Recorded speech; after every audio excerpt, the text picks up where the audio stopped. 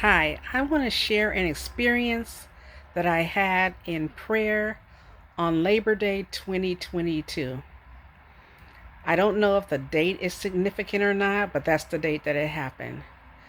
I felt compelled to pray. I really felt a pull to enter into a prayer time. So immediately I started praying in tongues. And as I began praying, I could sense um, the Holy Spirit saying, "Where have you been? I've been expecting you." And it was as though two people who hadn't seen each other for a really long time and had been missing each other and were happy to see each other were embracing. And at this point, it changed into more of a vision because now I could see myself in a mansion, and it was his mansion. And I was in the foyer or the entranceway of the mansion, and he asked me again, he said, "Where have you been?" And I'm thinking, but I've been here. Because, see, I consider myself a person of prayer. So why would he ask me, where have I been? So I said, "I've been here." And I started running down to him the things that I had been praying about, or the things that I felt needed prayer, which is so much. And I just started naming some things off to him. And he said, "Yes, you've allowed those things to disturb your spirit." And I'm thinking, no, I actually responded to him. I said, "Don't they disturb your spirit too? All these things that are going on?" And at this point, I no longer saw him or heard him or felt his presence. So I said to him, "You compelled me to come in. I had to press my way to get into this point, and now you're going silent on me?" But what really had happened is that he was no longer standing in the foyer next to me. He had moved further into the house or the mansion. He was actually in a different room. And he said to me, "You're going to have to come all the way in." And I was thinking, but I'm in here. He said, "There, you are in the house, but you're not in my presence." Isn't that deep? And I had to realize, yes, he's moved on and I'm still here in the entranceway of the mansion. And he said to me, "You don't trust me. This is my house. This is not some stranger's house that you don't know. It's me. Yet you're afraid to walk further in because you don't know what to expect. You don't know what's in here. But yet this is me."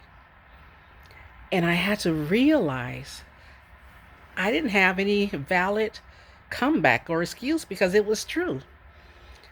So I began to walk towards where he was.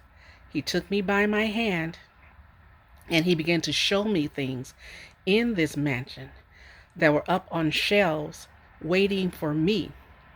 It was blessings, it was answers, it was instructions, things like that that I just had not come in to get. It's almost as if when you go away for college or move away and you still have a room at your parents' house and they leave the room exactly like it is or was or what have you. It was kind of like that was my room in his house, but I didn't come and get my stuff, because I was too busy with life and other things.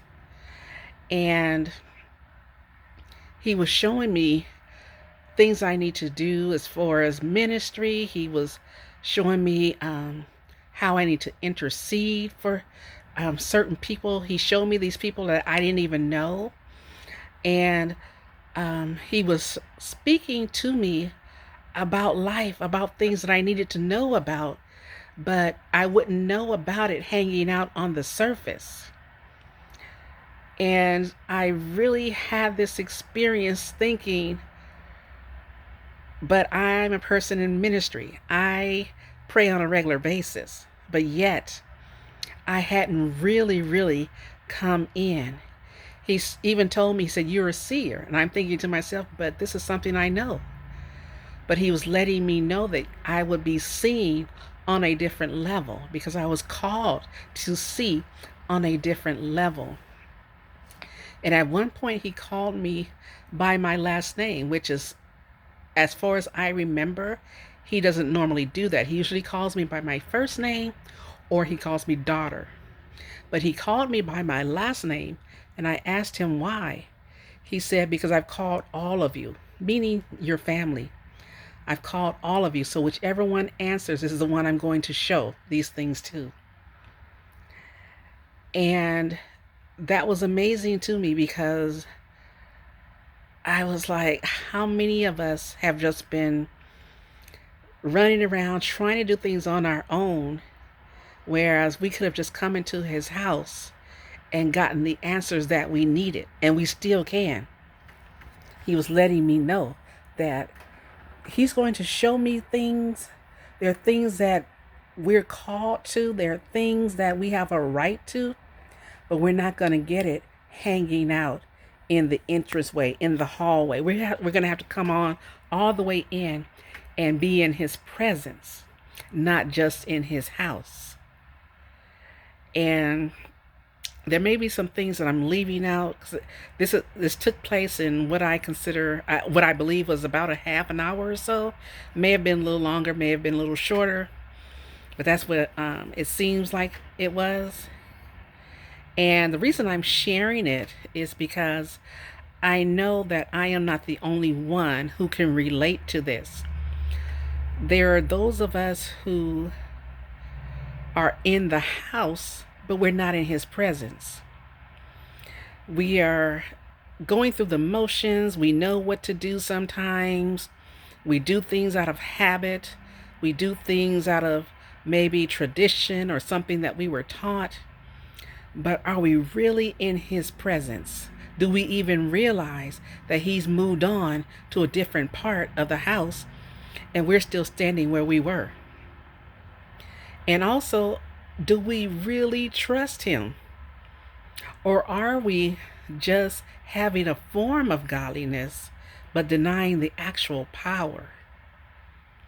So we have to keep these things in mind because they're answers, they're blessings that we need to get, that we can't get them hanging out on the surface. We have to come closer. So I just wanted to share my experience that I had with you. Hopefully it'll bless you. I pray that God will keep us, that he will show us things, that he will take us to that next level, that we will trust him, and that we will represent him well. I'm Keisha Ephraim. Peace and blessings.